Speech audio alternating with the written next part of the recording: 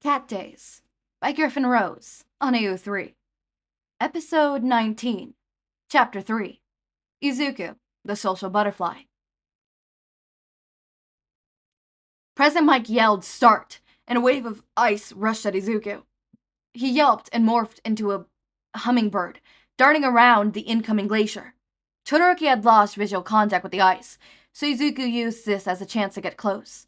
He was 10 feet away before Todoroki noticed him, and he morphed into a gorilla and felt a heavy smash on the ice.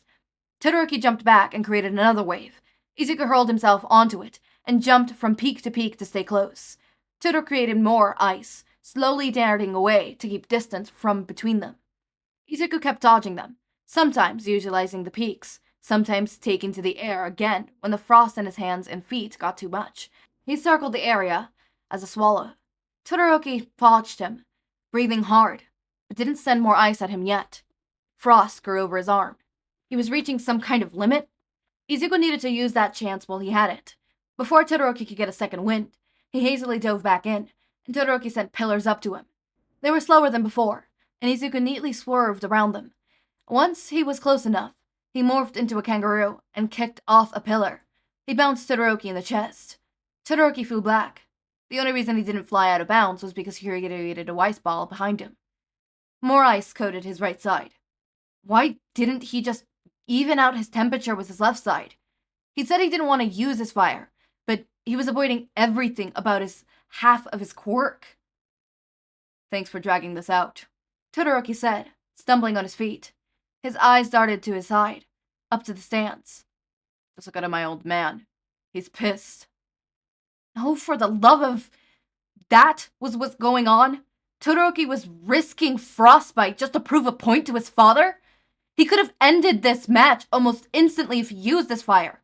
Dodging ice was one thing, but flames would have been much harder. He could have cornered Izuku with them and cut off his aerial escape. Hell, if he combined the extreme temperature in his right, he could make actual explosions. Izuku knew he didn't truly understand Todoroki's feelings. He didn't know what was going through his friend's head, or how it twisted Todoroki's insides. But damn it all! They had just been talking about this at lunch. He thought Todoroki wanted to get away from his father. How was pissing him off getting away from him? Izuku morphed back into human, just so he could yell at him. "You idiot! You could have ended this in a heartbeat, if you really wanted to!" The smug look on Todoroki's face fell. Izuku charged forward, throwing a regular punch. A lack of a quirk threw Todoroki off, and he barely blocked in time. "What happened to doing whatever the hell you wanted, huh? I thought you decided Endeavor didn't matter." "He doesn't," Todoroki insisted, throwing a punch back. "Then act like it! Use your quirk! It's yours, not his!" Todoroki slugged in Izuku's face. "My quirk, huh?" Izuku grinned. He morphed into a tiger to attack back. This time, he had to dodge flames. They weren't as big as the glaciers had been, more hesitant, but they kept Izuku back. Ice followed, hissing and streaming through the flames. Morphing into a monkey again, Izuku climbed over the ice to get in close. Todoroki kept him at bay with more flames, and again, he followed it with a quicker ice attack. The steam it created blinded both of them. Izuku used some animals that didn't rely on sight, wasn't as put off by this. He expected the same of Todoroki, but he should have known better. Fire curled around the steam, and Izuku backtracked quickly, heart racing. With his adrenaline so high, he must have been ignoring the flames out of panic. The flames produced to him. But it's so close, without a warning. Old trauma flared up again. He had a moment to think. What a stupid idea making him use his fire right now, before Todoroki's body slammed him. He fell to the ground, sliding across the icy surface. "Midoriya is out of bounds," Midnight announced. "Todoroki wins." Blinking, Izuku looked up at the sky above him. He didn't regret coaxing Todoroki to use his fire, but he was disappointed in how he'd lost the match. Todoroki entered the field of mission, and held out a hand. "Are you okay?" "Yeah," Izuku said, taking the offered hand. Midnight cooed at their good sportsmanship, and they walked together to the nearest tunnel to get out of the sight of the sands. "I'm sorry," Todoroki said. "I keep dragging you into my family problems. I said I'd try to do what I wanted, but I ran into him once again, and I just..." Todoroki growled. and pulled at his hair. He makes me so mad. I just want to get back at him any way I can. Hey, it's okay, Izuku said. You don't owe me an explanation. I know it's complicated for you.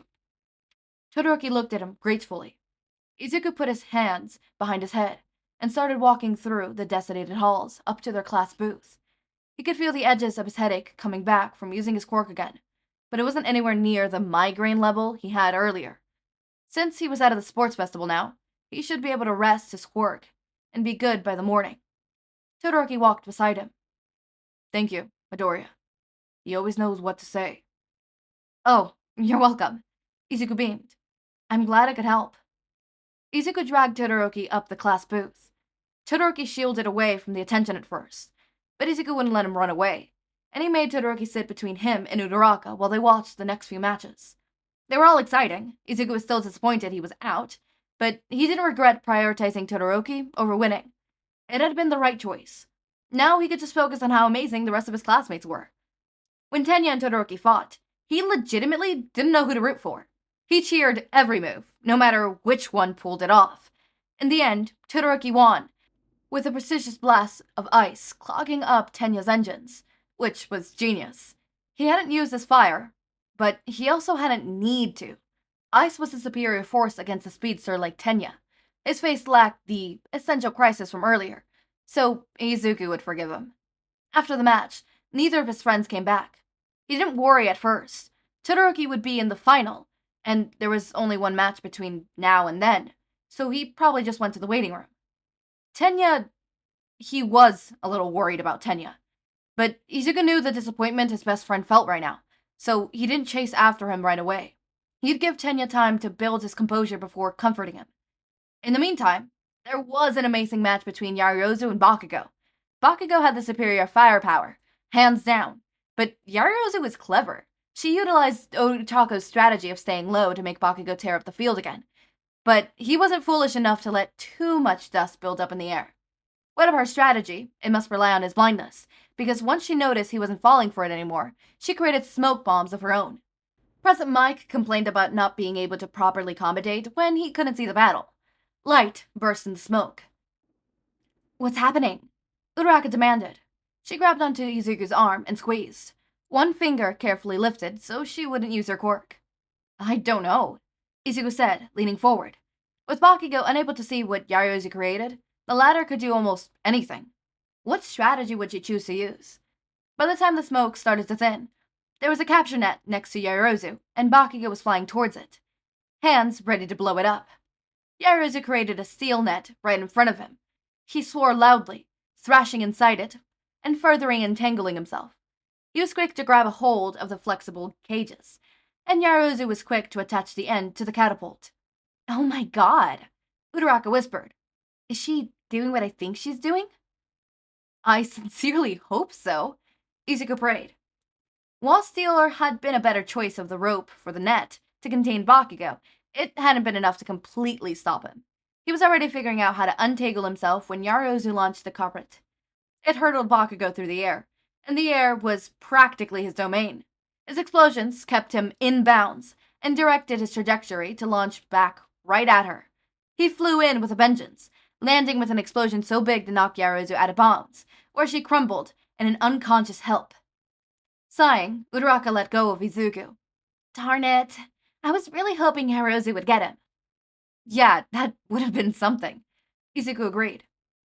So, this means Todoroki and Bakugo would fight for the finals, Ashina noted. And wouldn't that be something to see? Both boys were absolutely powerhouses. If Todoroki was willing to use his fire again, there was no telling what could happen. He hoped Tenya was willing to come watch the match with them. He knew his friend was disappointed in losing, but normally he'd still want to support his classmates. It was kind of bizarre that he hadn't made it back yet. Izuku pulled out his phone to text him, just in case Tenya needed some more time to himself. He found a message already waiting for him. Sonic. Had to leave. Family emergency. Tell Todoroki I said good luck. Ice pulled in his stomach. Were Tenya's parents okay? Or, God forbid, had something happened to Tensei? Was Tensei working today? Izuku couldn't remember. Beast Boy. What's going on? Is everyone okay? He didn't get a reply. Midoriya? Uraraka asked. You're really pale. Is something wrong? I don't know, Izuku admitted. Tenya had said he had a family emergency, but I don't know who or what or anything. With how close the two of them were, Tenya's family was practically Izuku's, and vice versa. He couldn't stand the thought of any of them being hurt. Oh no, Uraraka whispered. He kept his phone out, waiting for the next match, constantly checking if Tenya replied, while Cementos repaired the sage again. There was still no reply when the fight started, and Izuku's nerves were on edge, between worry for Tenya and worry for Todoroki, who was struggling with his fire. There were noticeable efforts to use it. He scorched Bakugo a few times, but he pulled back just as many, like he was still undecided about it. Bakugo, having absolutely no idea what was going through Todoroki's head, misinterpreted the whole thing. They could hear him complaining about Todoroki thinking he was weak from their seats. It was a brutal match, but in the end, Todoroki pulled back at the wrong moment, and Bakugo blasted him out of bounds.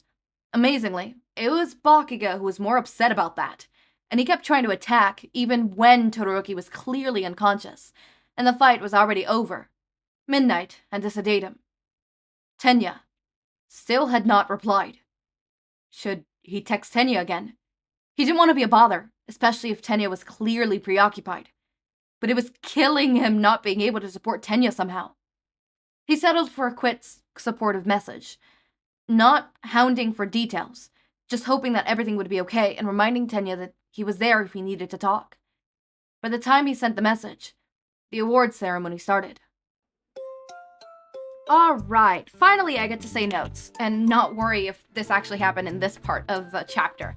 Okay, so, I already touched upon the Shinso thing. I think it is...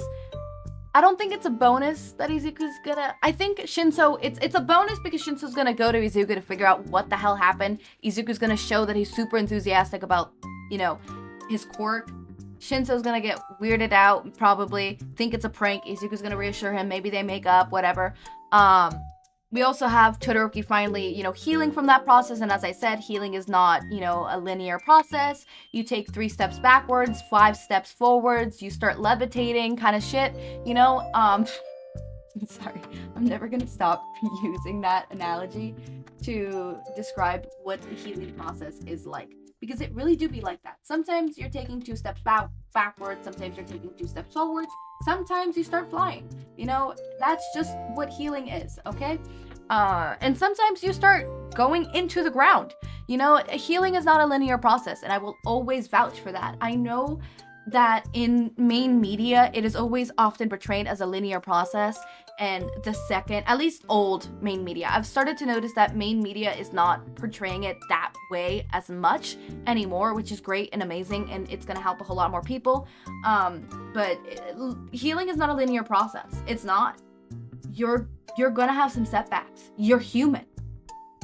It's not easy to break a habit so hard. It's not easy to look past all that trauma. You are literally reworking the code in your brain. Yes, you're gonna get some shit wrong. It is literally impossible to have a full, no setbacks recovery. It literally is. It literally is. I think even medically speaking, healing with like your body literally healing, like literally healing a wound, it's not a linear process either. Sometimes that shit gets infected. Sometimes that shit doesn't get healed. Sometimes it makes a scar, sometimes it doesn't. You know, it's not so linear. You know, it's not, sometimes the person is completely fine and the next second they're convulsing and have an internal bleeding. You know, it's not linear. Okay, moving on to the thing that I wanted to say though. I'm glad that we're showing Todoroki's, you know, healing process not being linear. I know a lot of people think that it's linear. It's not linear, and sometimes it even creates this guilt that, fuck, I messed up. I'm having a setback. Babes, that's okay. That's normal. Like, you don't need to have this huge, you know, no setbacks kind of moment to finally heal and grow. I'm a huge supporter for non-linear healing in main media and sub-media. Sub-media being fan fiction. But, or no, submedia would be more of like the digital circus kind of thing. Okay, this would be fandom media? Fandom media, yeah. All right, on to, we touched the Shinso situation, we touched the Todoroki situation, now we're gonna touch the Tenya situation. Something that did not cross my mind when Tenya all of a sudden disappeared. I'm like, oh, okay, but the Tensei problem is, you know, coming up. And it wasn't until Izuku mentioned the fact that this is literally like family where I'm like, oh shit, right. And I'm like, shit, that's gonna hurt a lot more for me. And it got me thinking, the villain arc is going to hurt so much more. So much more. I'm in pain. I'm in huge pain, and I'm gonna be in pain. Which, yeah, pain. I'm not getting a break this week. I literally was sobbing the other day. Like 3 a.m. sobbing. Nothing, I was watching a show, don't worry. Sobbing, and then literally last night I was talking with my with my wonderful significant other, and we were joking around of like, okay, because like it's, you know, My Hero Academia ended, we were talking about the 8-year time skip, and we were talking about how if we were able to pick up the show again, we're like, okay, we could either go the simple route and have like a cutesy, you know, whatever, and we ended up going villain route, and by villain route I mean there was another war, but like this time it's literally a war. There's 3 sides, there's a rebellion, there's the Hero Commission, and then there's Hawks. It was a whole thing. We ended up killing a lot of people. Yeah, we were evil. We were evil. Okay. So I cannot wait for the Stain arc because that shit's gonna hurt my soul. But at the same time, I want to see how you, Griffin Rose, if you're listening to this, would pull that off. How would you pull that off? Like, how are you gonna pull that off? Not like, oh, how are you gonna pull that off? Like, you can't pull it off. It's more of a, I want to see how you pull it off. I want to see what you do with it. I want to see how you interpret it and how you switch it up. I will downright say, Griffin, this is one of my favorite sports festival adaptations in fanfiction, because all the other ones I get a little bored. They're describing the fights in detail. I'm a little bored. I'm a little bored. I get a little frustrated. I want this shit to be done for kind of situation. So like, I'm glad that you kind of like paraphrasing bullet points kind of thing. I love it. Some others might not. Personally, I enjoyed it. Okay, that's all my notes for now. As always, my raindrops, make sure to eat, sleep, drink water, take your meds. Have a wonderful day or night. Link to my Discord server and socials are down in the description. Subscribe to see more of my content, and thank you so much for watching.